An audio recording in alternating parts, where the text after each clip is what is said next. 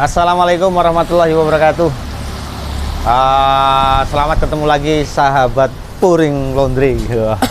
Di sesi berikut ini, di konten berikut ini kita akan menindaklanjuti cerita soal konten-konten sebelumnya. Yang jelas jangan pernah berpikir buat teman-teman yang ingin buka usaha jasa laundry bahwa untuk membuka usaha jasa laundry itu harus bermodalkan uang yang gede. Sebenarnya tidak. Makanya teman-teman ikuti terus konten bersama Puring Laundry bersama Mas Arif. Kita akan cerita soal perjalanan waktu bermula dari 190.000 sampai segede ini. Nah, kita kembali ketemu dengan Mas Arif. Kita sama Mas Arif. Selamat sore Mas Arif. Apa kabarnya Mas? Baik, semangat ya. Sedikit Mas. Sing seru boleh ngomong. Pol sama Mas. Pol. Ya Mas Arif, kita konten yang lalu kan kita cerita soal bagaimana persiapan untuk membangun usaha bisnis laundry. Kalau teman-teman pengen tahu silakan aja lihat di konten sebelumnya ya. Kan waktu itu di akhirnya kita akan cerita soal bagaimana cara memulainya setelah semuanya siap, mulai dari mesin, setrika dan lain-lain. Begitu kan Mas? Nah sekarang hari ini kita akan buka dan kita akan korek strategi Mas Arif dalam mengembangkan jasa laundrynya, jasa laundry Puring Laundry. Ayo Mas, silakan Mas. Di video sebelumnya kan kita udah bahas ya Mas. Betul. Dari kenapa muncul di angka 190.000. Iya sudah. Pokoknya kalau ingin tahu ya lihat aja di video Iya sebelumnya. betul. Nah untuk tahapan selanjutnya di kesempatan ini saya akan sedikit berbagi bocoran tentang ini saya cerita dari apa yang saya alami. History, pengalaman asli ya. Nah, kesempatan kali ini kita akan berbicara tentang masalah pemasaran, marketing, order lah. Iya. Apa aja Mas yang harus dilakukan? Untuk sebelum kita bahas tentang cara apa yang harus dilakukan untuk mencari order atau pasar. Iya. Sebelumnya kita tentukan dulu harga dulu.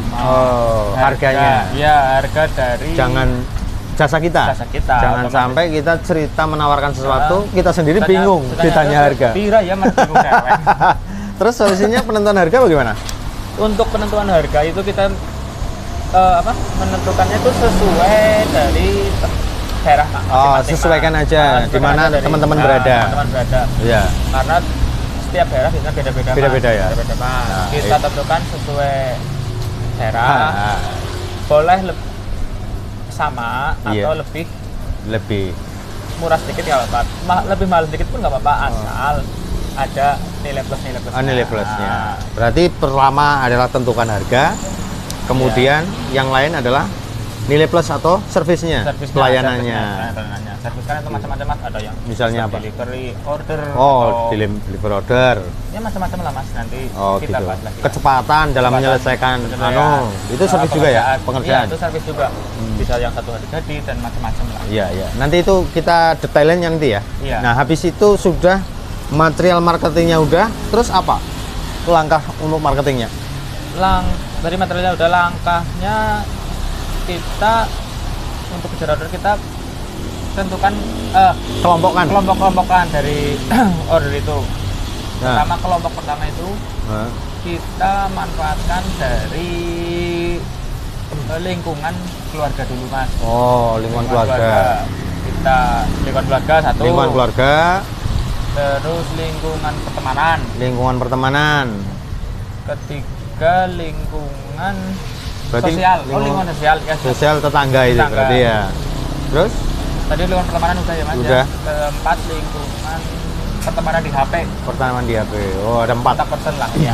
Jadi stressing yang pertama harus dilakukan teman-teman itu paling tidak kelompok pertama ini yang harus dilakukan untuk bicara soal informasi usaha kita ya. Ya itu kan kelompok terdekat lah ya Mas. Iya. Yang kedua? Yang kedua itu lebih ke kelompok umum Mas, dikelompokkan ke masyarakat umum melalui media sosial Mas. Kalau masyarakat umum kita gunakan media sosial. Kita kan kalau media sosial kelompok umum itu kan lebih ke orang yang mungkin kita nggak kenal gitu ya. Maka gunakanlah media sosial. Karena zamannya sekarang juga zaman digital ya. Semua orang punya fasilitas digital.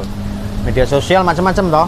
Iya. Ada Facebook, ada TikTok, ada Instagram, YouTube, Twitter, banyak lah ya. Banyak. Itu kita manfaatkan ya. Manfaatkan, Mas. Ya. Nah, Kalau kenapa harus dikelompokkan antara lingkungan terdekat dengan calon customer umum, Mas?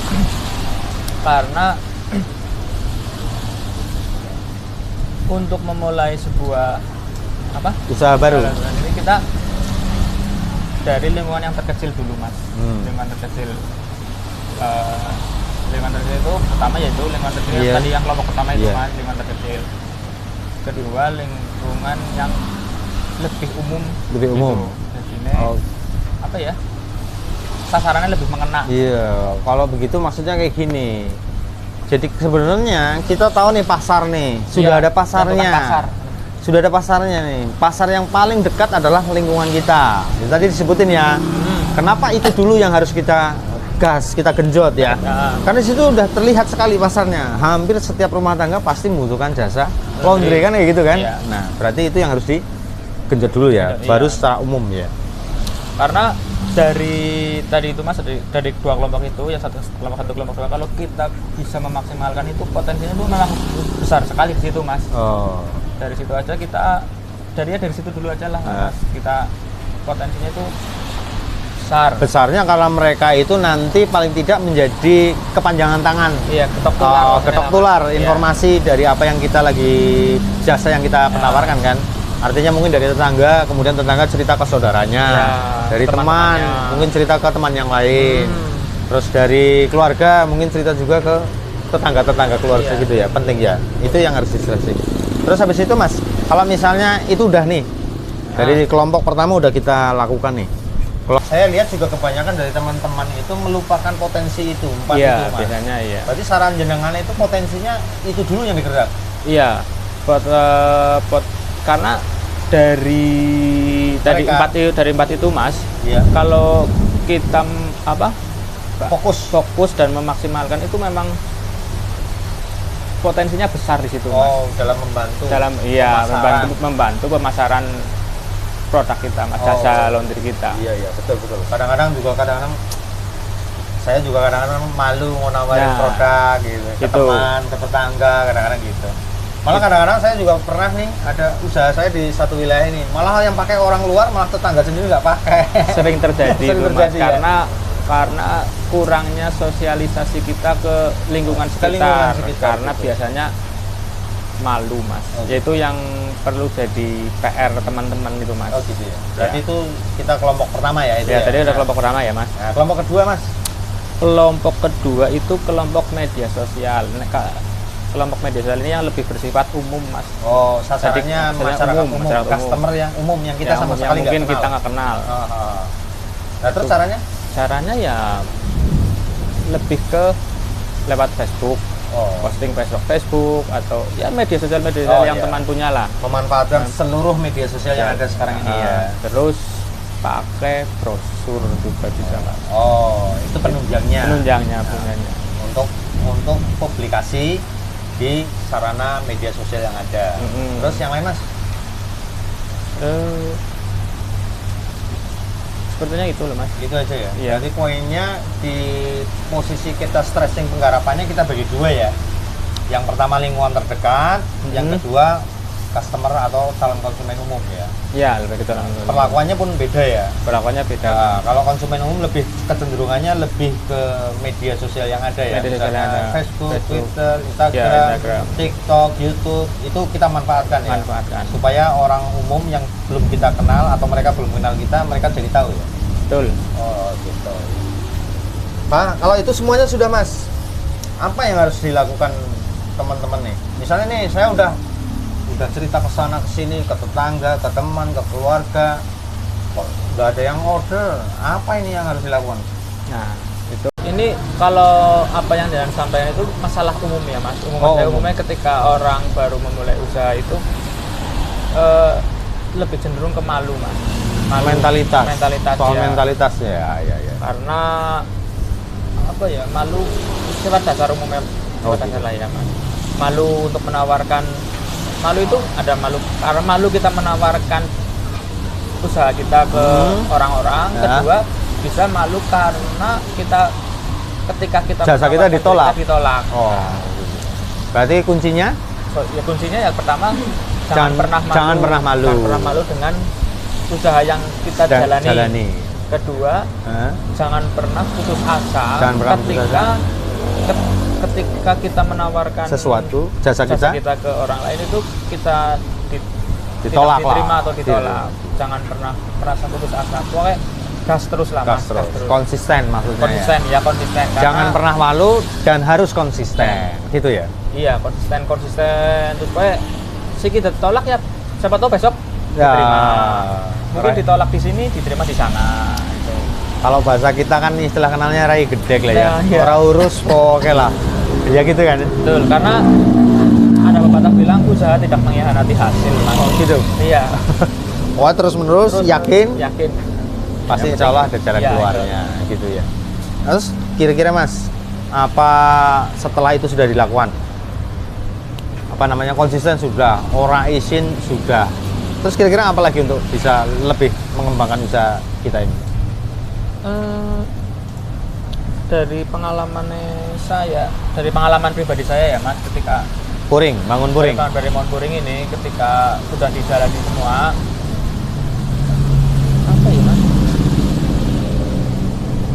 Blank ya Mas. Jadi kesimpulannya bahwa ini menjadi satu nasihat ya. Yang soal jangan pernah malu, harus konsisten, itu menjadi syarat utama untuk bagaimana kita bisa menjalankan bisnis bisnis mula kita ya, awal bisnis kita ya, supaya itu tetap berjalan ya. Itu toh kuncinya, hanya itu aja. Ya kuncinya konsisten. Dan jangan pernah malu. Itu aja ya. Ya jadi buat teman-teman yang mau membuka, setelah lihat video ini, ketika memang sudah mempersiapkan alat-alatnya, ketika mau membuka nanti jangan terlalu banyak berpikir, lakukan saja.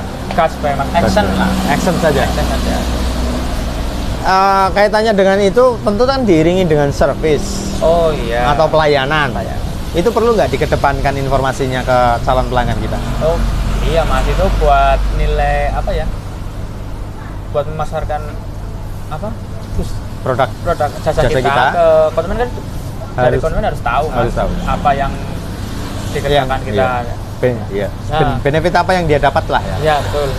Nah kalau untuk topik itu kita bahas di kesempatan selanjutnya atau di video selanjutnya Mas. Oh, soal service. Apa yang harus siapin agar konsumen bisa menikmati pelayanan kita. Ya, gitu. Betul, Mas. Saya kira itu aja ya Mas. Ini Mas Arif pelit-pelit amat.